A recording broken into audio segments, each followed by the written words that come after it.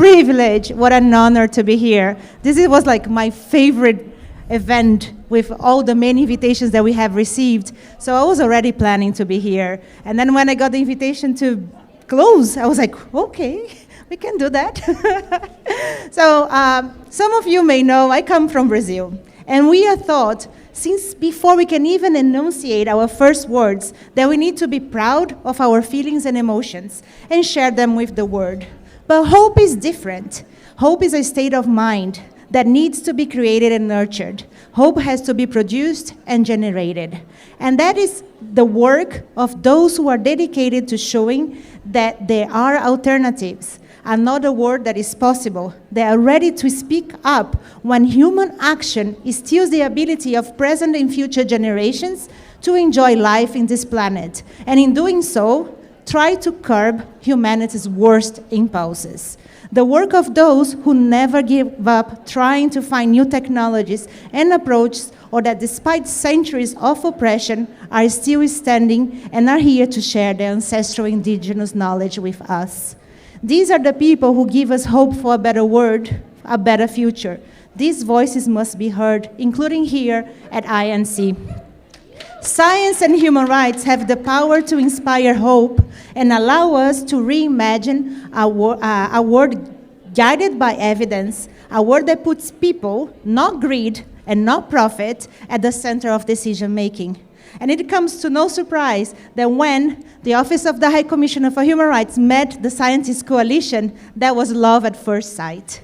In 1948, in the wake of two world wars and the Great Depression, world leaders gathered to adopt the Universal Declaration on Human Rights. And guess what? Science is part of it.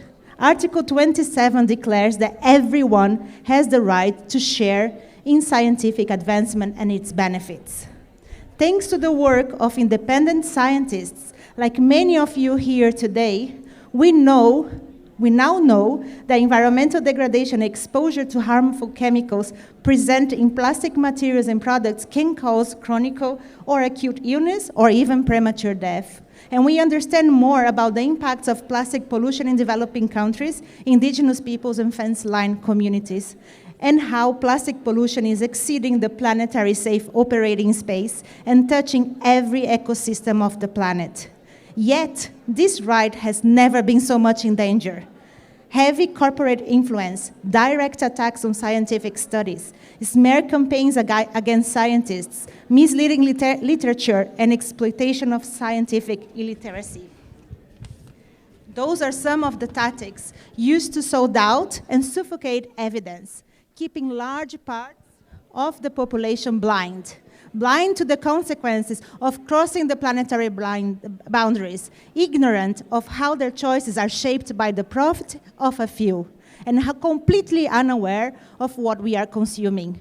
And let's not forget that robust, independent science is also feared by some of those holding power, as it provides the tools to hold polluters to account and provide reparations for people and communities that have long suffered harms of their actions and inactions. Going back to the plastic treaty, we need a treaty that adopts a mechanism that aligns government policies and programs with the best available scientific evidence. This also includes protecting indigenous people's rights to their knowledge, practices, and innovations. We need to listen to science if we are to avoid solutions or alternatives to plastic pollution that are inefficient, inadequate, harmful, or misleading. And for this to happen, governments must protect scientific inquiry from conflict of interest and fund research at the level that the truly existential threat deserves. We must also involve people who have been historically marginalized and denied the right to benefit from science. Knowledge allows people and communities to exercise their agents to protect the environment now and in the future. This is powerful. In closing, our most profound duty is to generate hope, to pass down to the next generation, and hope that that next generation will produce hope that will be followed by the next generation. And that's why we are here today, because of those who have refused to believe in the impossibility of hope. Together, we can beat plastic pollution. Thank you.